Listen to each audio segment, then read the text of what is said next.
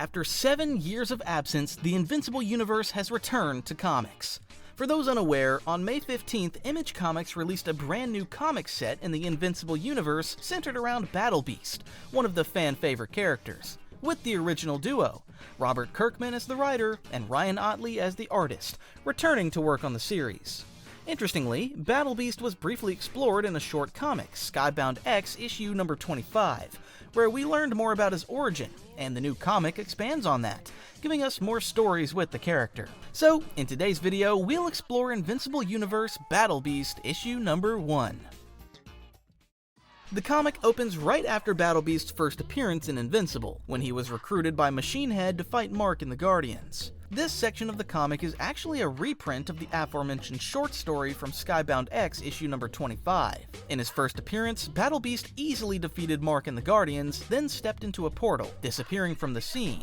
And now we finally learn where he went. He stepped into a spaceship full of dead and dismembered aliens, shouting at them for lying to him, as they told him there were worthy opponents to fight on Earth, presumably just to get rid of him. Battlebeast said he'd kill them again in a more brutal manner if it were possible, but an unknown voice suddenly spoke. It was the spaceship's computer. It explained that the aliens had kept it silent in case they wanted to use it against Battlebeast, but since they were all dead, it had decided to speak. Battlebeast promptly told the computer to keep quiet, saying its voice irritated him, and that he would destroy the entire ship if it didn't shut down. With no other choice, the computer complied. It stayed silent for weeks, and only spoke again after altering its voice to avoid annoying Battlebeast. This time, Battlebeast wasn't angered, saying that after weeks of silence, conversation was a welcome change. He was consuming the aliens he had killed earlier, which confused the computer, as it knew those rotten alien bodies wouldn't provide Battlebeast with any worthy sustenance. Battlebeast replied that he had devoured worse food before and expected to reach spaceport by now,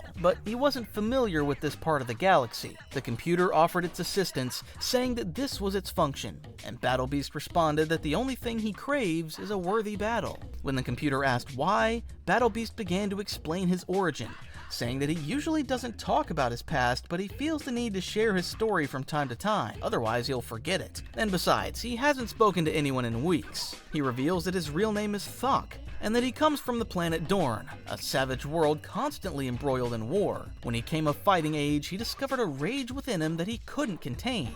Eventually, his strength grew to match his fury, and he used his newfound might to bring peace to this planet. But his rage continued to intensify. Battlebeast then realized that his rage wasn't a gift, but a curse. To quench his fury, he voluntarily left the utopia he had created and began wandering across the cosmos in search of a worthy opponent who could withstand his strength. He then adds that he fears this is a journey without end, as he has yet to face anyone powerful enough to defeat him. The computer then suggests it could use its vast database to find a worthy combatant for Battlebeast. However, it added that its programming prohibits it from lying, and its ultimate goal would be to kill Battlebeast for murdering the ship's crew. Surprisingly, Battlebeast responded that their goals aligned, and that the only thing he seeks is death in battle. With that, the duo set out to find a being capable of killing Battlebeast. We later see Battlebeast, now sporting an awesome cape, arriving on a distant and desolate planet, all alone. The planet is almost entirely empty and barren, with only a small structure in the middle, seemingly made out of an extremely tough material. Battlebeast approaches the building and notices an alien head protruding from it. Intrigued, he walks up to the figure, sniffs it briefly, and declares that the creature won't fool him. He knows it's alive. The alien then reacts, seemingly waking up, revealing its yellow eyes and sharp, snarling teeth. It condescendingly says that it's impressed by Battlebeast, as it's rare to find someone who possesses both wisdom and strength. Battlebeast appears angered by the comment. The alien quickly apologizes, explaining that it's been trapped on this desolate world for countless ages, and pretending to be dead was the only way to protect itself. The alien then takes note of Battlebeast's power, saying he's strong enough to free it and ask for the chance to live out its final days outside of captivity. However, Battlebeast remains suspicious. The alien begins to explain its origin, claiming it was once a prince of a galactic kingdom. After the death of its father, the alien's sister usurped the throne, destroyed the kingdom, and banished him to this wasteland. But before the alien can finish its story, Battlebeast begins punching the structure relentlessly, freeing the creature. It is then revealed that the alien is massive, towering over Battlebeast. It reveals itself as the Colossus of Emisu, a tyrant who conquered countless worlds and terrorized the galaxy. The Colossus insults Battlebeast, calling him a weak-minded fool for freeing him, as it now guarantees his own death. Battlebeast, unfazed, charges at the creature, grabs it, and declares that he wasn't tricked. He knew who the Colossus was and freed him deliberately to take his power. All of it. He then headbutts the Colossus, but the impact does more damage to himself, sending him briefly flying. The Colossus mocks him, saying that the first devastating blow he took came from himself, and questions whether Battlebeast still wants his power. Battlebeast simply replies, "Yes, give me all of it." The Colossus tries to land a blow, saying he's still groggy from centuries of imprisonment, and will kill Battlebeast shortly, but Battlebeast reacts in time. He unleashes his sword and slices off the creature's fingers. Then Battlebeast says that if the Colossus is truly weakened by his captivity, he'll allow him time to recover, because he wants to face him at full strength. This is when the creature states that it recovers faster than most and reveals a regenerative ability, instantly growing his severed fingers back in the form of sharp spikes. It then mocks Battlebeast, saying he relies on mere toys to fight, while his own body is the most powerful weapon here. The Colossus grabs Battlebeast's sword, snaps it in half, then seizes Battlebeast in a chokehold, threatening that its teeth will soon grind his bones to dust. But Battlebeast replies that he too has teeth, and bites into the creature's arm, causing it to let out a massive scream of pain. The Colossus orders him to release it immediately, even attempting to grab Battlebeast by the hair and shove him away. But Battlebeast holds tight, continuing to bite down until the creature's arm is completely severed. Despite the brutal injury, the creature laughs it off, saying the wound will just take a bit longer to heal. Battlebeast then lands a powerful kick to the creature's head.